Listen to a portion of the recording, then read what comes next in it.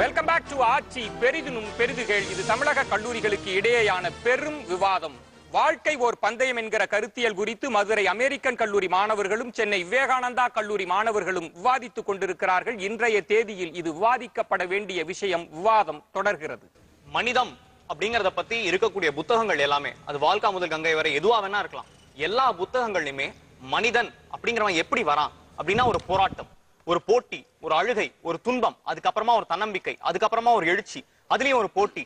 இப்படிதான் மனிதன் அப்படிங்கிறவன் மேல வரான். மனிதம் அப்படிங்கிறதுக்குள்ள போட்டி அப்படிங்கிறது எங்கே வந்தது, இல்ல ஏன் வரக்கூடாதுன்னு நீங்க சொல்றீங்க? எல்லா விதமான சந்தோஷங்கள் மனுஷன் அனுபவிக்கிறதையுமே காம்படிஷன் தான் நிரூபிக்குதே தவிர மத்த எந்த யார்ட் ஸ்டிக்குமே இல்ல அதை மெஷர் பண்றதுக்கு. அப்படிங்கறதா உங்களோட 5 பேரோட சரி பாயிண்ட்டும். சரி, இப்ப நம்ம வந்து நீங்க சொன்ன பாயிண்ட் பிராக்டிகலா சொல்லுவோமே. இப்பத்திய சொசைட்டிக்கு எல்லாம் துறந்தவன் வாழ இயலாது அப்படி சொல்லிக் கொள்பவன் போலியாக தான் இருக்கிறான், உண்மையானவன் அல்ல. அதத்தான் நான் சொல்ல வந்தேன். நீங்க அந்த இப்ப உள்ள சிச்சுவேஷனுக்கு அப்படின்னு நீங்க அதைத்தான் நீங்க கொண்டு வந்திருக்கீங்க.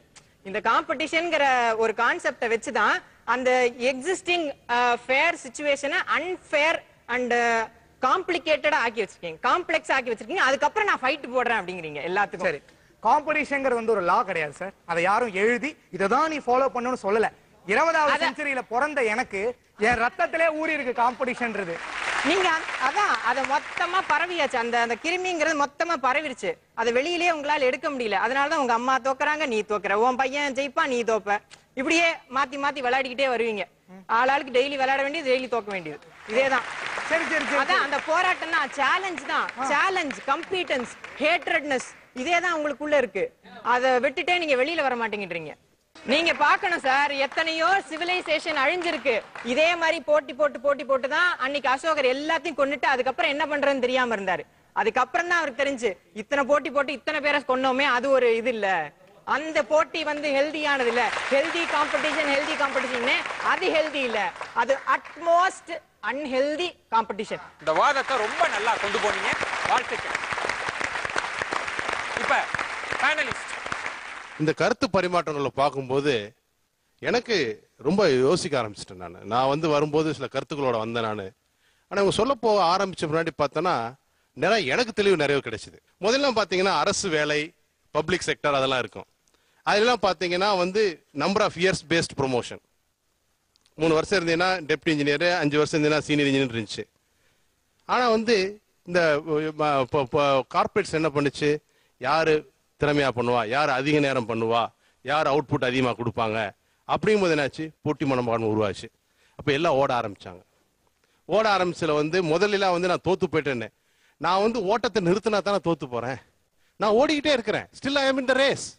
ரிட்டையர் ஆகிற வரைக்கும் ரேஸ். ரிட்டையர் ஆனதுக்கு தான் தெரியும் நான் ஜெயிச்சுனா தோத்தலான்னு.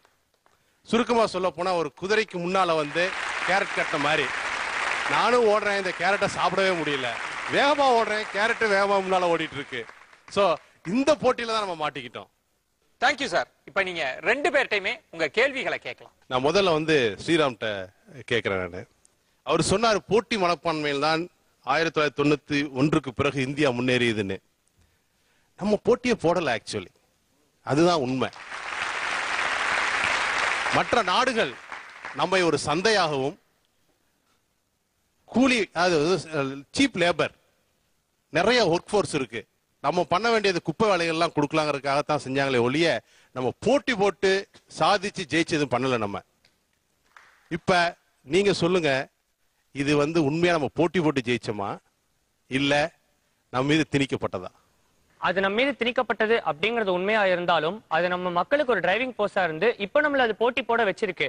போட்டி இப்பயும் நம்ம போடுறோம். நம்ம நாடு டெவலப் ஆயிட்டு இருக்க நாடு. ஒரு ஸ்டேஜ்லயாச்சும் நாங்க எங்களால முடியாது, சீப் லேபர், கடைசி வரைக்கும் சீப் லேபராவே இருப்போம் அப்படின்னு இப்ப கொஞ்சம் கொஞ்சமா நம்மள முன்னேற்றம் கொண்டு வந்ததுக்கு இப்ப நம்ம போட்டி போட ஆரம்பிச்சிருக்கோம். இது ஒரு நல்ல பாசிட்டிவ் சைன் தானே. இப்ப இதே மாதிரி பாசிட்டிவ் ட்ரெண்ட்ல போட்டி போட்டுட்டு இருந்தோம்னா, இப்ப ஒரு உதாரணத்துக்கு சொல்றேன், FDI ரீட்டைல் அப்படின்னா இப்படி நம்ம நாடே பயப்படுது. போட்டி போட்டு நம்ம நாட்டுல இருக்க ரீட்டைலர்ஸ் நம்ம ஸ்ட்ரென்த் அனலைஸ் பண்ணி நம்மளுக்குள்ள போட்டி போட்டு ஆரோக்கியமான போட்டியில ஒருத்தருடைய பலவீனம் ஒருத்தருடைய வலிமைகள் அப்படிங்கறத தெரிஞ்சு மார்க்கெட் ஸ்ட்ரக்சரை புரிஞ்சோம்னா நாளைக்கே FDI ரீட்டைல் நம்ம நாட்டுக்கு வந்தாலும் நம்ம பயப்பட மாட்டோம். ஏன்னா நம்மளுக்குள்ள போட்ட போட்டி நம்மள ஸ்ட்ராங்கா வச்சிருக்கு. இனி நீ வந்தால் எங்களால நாளைக்கு அதனால FDI ரீட்டைல் வெளிநாட்டுல இருந்து வரதுனால எங்களுக்கு 15 மில்லியன் ஷாப்ஸ், ஸ்மால் ஸ்டோர்ஸ்க்கு வேலை போகாது. இப்ப போட்டி போடுறதுனால இதோட நன்மைகள் இதெல்லாம். மதுரை அமெரிக்கன் காலேஜ்ல உங்க கேள்வியை கேட்கலாம். கோபி சங்கர். நல்லா பேசுனீங்க. நன்றி. இன்ட்ரெஸ்டிங்கான ஆர்குமெண்ட்ஸ், நிறைய மேற்கோள்கள்.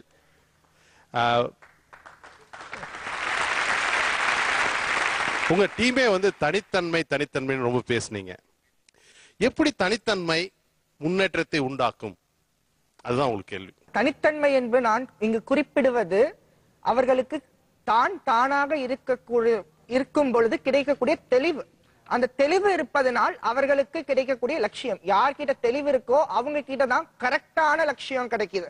சோ திங் இஸ், அவனுக்கு லட்சியம்னு ஒண்ணு அந்த அதாவது வந்து நான் இந்த எம்என்சியோ இல்ல ஒரு கம்ப்யூட்டர் சாஃப்ட்வேர் இதோ சொல்லல, தன் மனநிறைவுடன் உடல் நிறைவுடன் பிளஸ் விழுமிய நிறைவுடன் செய்யக்கூடிய ஒரு பணியாக அவன் ஒரு லட்சியத்தை முன்வைக்கிறான். அந்த லட்சியமானது அவனுக்கு எப்போது வரும் என்றால் அவன் முழுமையாக அவனை உணர்ந்திருக்கும் பொழுதுதான் வரும் என்றுதான் நான் குறிப்பிட்டேனே தவிர்த்து எதையும் குறிப்பிட. அதத்தான் அவங்க போட்டிங்கிறாங்க.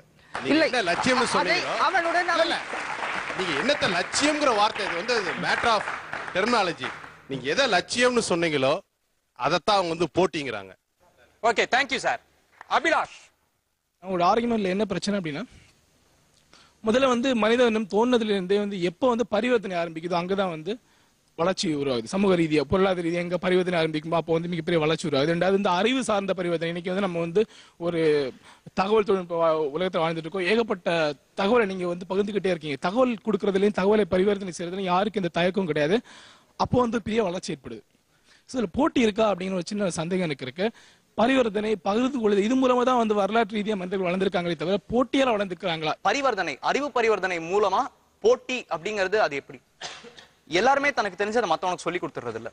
சச்சின் ஆடுறாரு அப்படின்னா சச்சின் எல்லார் வீட்லயும் வந்து இப்படி இந்த ஷாட் ஆடு, இப்படி இந்த பிளிக் ஆடு அப்படின்னு எல்லாருக்குமே சொல்லி கொடுக்கறது இல்ல. அவர் ஆடுறத பார்த்து நம்ம கத்துக்கிறோம். சச்சின் இப்படி ஆடுறாரு, நம்மளால ஆட முடியாதா? சச்சின் இவ்வளவு குள்ளமா இருக்காரு, நம்ம இவ்வளவு ஹைட்டா இருக்கோமே, அவர்கிட்டே நம்மளுக்கு. சோ இப்போ ஒரு அறிவு பரிவர்த்தனை நடக்கும் பொழுது அதுல ரெண்டு திசைகளா பிரியலாம். ஒண்ணு ஒரு மிகச்சிறந்த அறிவு பரிவர்த்தனை, அது ரெண்டு சைடும் வளர்க்கலாம். மற்றொன்று ஒரு போட்டி. அந்த போட்டியிலேருந்து ஓஹோ அவர்கிட்ட இது ஒண்ணு இருக்கு, சரி நம்ம இதை கத்துக்கணும், சரி கத்துக்கலாம், நெக்ஸ்ட் டைம் நம்ம இன்னும் நல்லா ஸ்பின் ஆடலாம். ஓஹோ இவர் இப்படி ஆடுறாரு, ஒரு இந்தியன் பேட்ஸ்மேன் இப்படி ஆடுறாரு, நான் ஒரு ஆஸ்திரேலியன், நான் ஏன் ஸ்பின் ஆட முடியல? அப்பனா இந்த பிட்ச்ல என்ன இருக்கு, அப்பனா அவர்கிட்ட என்ன இருக்கு, அவரோட ஸ்பெஷாலிட்டி என்ன இருக்கு? அந்த போட்டி தான் என்னையும் வளர்க்குது, அவரையும் மேம்படுத்துது. போட்டி தான் ஒரு இனத்தை வந்து வளர்க்கும். அப்படிங்கறதுல வந்து நிச்சயமா போட்டி அப்படிங்கிறது ஒரு இன்றியமையாத ஒரு விஷயம் சார் இன்னைக்கு அப்படின்னு நான் நினைக்கிறேன். தொடர்ச்சியா வந்து நீங்க ஒரு விஷயத்தை பேசுனீங்க, என்னன்னா ஒருத்தர் வந்து தான் வந்து தானாக மட்டுமே இருப்பது. அதாவது வந்து ஒருத்தர் வந்து அடுத்தவங்களை பார்த்து மாறாம அடுத்தவங்களை பார்த்து காப்பி பண்ணாம நீங்க வந்து ஒரு தனித்துவத்தோடு இருக்கிறத பத்தி பேசுனீங்க. தனித்துவத்தோட ஒருத்தர் இருக்கிறதுக்கும் ஒருத்தர் வந்து போட்டி விடுவதற்கும் என்ன மிகப்பெரிய வித்தியாசம் இருக்கு? என்னன்னா போட்டியிட்டு பெரிய வெற்றி அடைந்தவர்களாக நம்ம கருதக்கூடிய எல்லாட்டையும் ஒரு தனித்துவம் இருக்கு. அவங்க யாரும் தனித்துவத்தை இழந்த மாதிரி தெரியல. ஒரு பெரிய ஒரு டைரக்டரா இருக்கலாம், ஒரு பெரிய கிரிக்கெட்டரா இருக்கலாம், மிகப்பெரிய அரசியல்வாதியா இருக்கலாம், ஏதாவது அவர் வெற்றியாளர், உங்க மிக பிடித்தமான ஒரு வெற்றியாளர் நீங்க எடுத்துக்கங்க. அவருக்கு ஒரு தனித்துவம் இருக்கா இல்லையா? அவரோட தனித்துவம் இருக்குதுன்னா அந்த போட்டி மூலமா அவர் தனித்துவத்தை இழந்திருக்காரா அப்படிங்கிறத கேட்கிறேன். இல்ல, அவர் போட்டியின் மூலமாக போட்டின்றது அங்கே வரவில்லை அவர்களிடத்தில் என்பதை நான் காண்கிறேன். அப்படி ஏதோ ஒரு போட்டியாளர் நீங்க எடுத்துங்க, உங்களுக்கு மிக பிடித்த ஒரு வெற்றியாளர் யாராவது சொல்லுங்க. கலைத்துறை என்று பேச வேண்டும் என்றால் லியாண்ட்ரோ டிராவின்சி இருக்காரு. நீங்க வந்து ரொம்ப புத்திசாலித்தனமா ஒரு விஷயத்த பண்றீங்க. என்னன்னா நாங்க என்ன கேள்வி கேட்டா யார் என்ன உங்களை கவுண்டர் பண்ண பார்த்தா நீங்க கொஞ்சம் பழைய காலத்துக்கு பேர் 300-400 வருஷத்துக்கு பின்னாடி போய் ஒரு வெற்றியாளர் எடுத்துக்கிறீங்க. அது ரொம்ப புத்திசாலித்தனமா பண்றீங்க. நான் தவறது. ஏன்னா இந்த காலகட்டத்துடைய ஒரு பெரிய பந்தயத்தை பத்தி பேசுறோம். இந்த காலத்திற்கு கூடிய ஒரு வெற்றியாளர் நீங்க எடுத்தீங்கன்னா இன்னும் நாங்க பேசுறது எங்களுக்கு வசதியா இருக்கும். நீங்க வந்து ரொம்ப சூட்சமா பின்னாடி போறீங்க. ஆனா இந்த காலகட்டத்தில் இருக்கக்கூடிய வெற்றியாளர் எடுத்து சொல்லுங்க. நீங்க தினமும் நியூஸ் பேப்பர் பாக்குறீங்க, டிவி பாக்குறீங்க, ரேடியோல கேக்குறீங்க, உங்களுக்கு பிடித்த யாராவது ஒரு இசையமைப்பாளர் சொல்லுங்க, ஒரு மிகப்பெரிய ஒரு நடிகர் சொல்லுங்க. சொல்ல போனா சுஹாஸ் கோபிநாத் ரொம்ப முக்கியமானவர். லைக் ஃபேஸ்புக், கூகுள்ஸ்க்கெல்லாம் அக்கௌண்ட் இது அவங்களுக்கே சாஃப்ட்வேர் ப்ரொவைட் பண்ணி கொடுக்கிறவர். 14 வயசுலயே அவர் வந்து சீக்கிரமா ரெஜிஸ்டர் பண்ண யங்கஸ்ட் ஆண்டர்பிரனர். கோபிசங்கர் ரொம்ப சாரி, என்ன நீங்க என்ன பண்றீங்க, திரும்ப நீங்க வந்து என்ன பண்றீங்க, நான் வந்து ஒரு வெற்றியாளர் கேட்கும்போது நீங்க வந்து ஒரு சாதனையாளர் எடுத்துக்கிறீங்க. நீங்க ரொம்ப நீங்க என்ன பண்ணீங்க, நழுவி போறீங்க, மீன் மாதிரி நழுவுறீங்க கையில இருந்து. அப்படி பண்ணாதீங்க. நீங்க யாரை வந்து நான் ஒரு கேள்வி கேட்கும்போது நீங்க அந்த ஒரு வெற்றியாளரை கேட்கறீங்க. அந்த வெற்றியாளரை சொல்லி அந்த வெற்றியாளருடைய ஒரு பலவீனம் என்ன, வெற்றியாளர் எந்த இடத்துல வந்து அவர் வந்து தோய்வடைகிறாரு அப்படின்னு பார்த்து அந்த மாதிரி வெற்றியாளரை வச்சு நீங்க அட்டாக் பண்ணுங்க. ஒரு சிறிய இடைவேளைக்கு பிறகு சந்திப்போம். ஆட்சி பெரிதினும் பெரிதுகள், இது தமிழக கல்லூரிகளுக்கு இடையேயான பெரும் விவாதம். ஆட்சி பெரிதினும்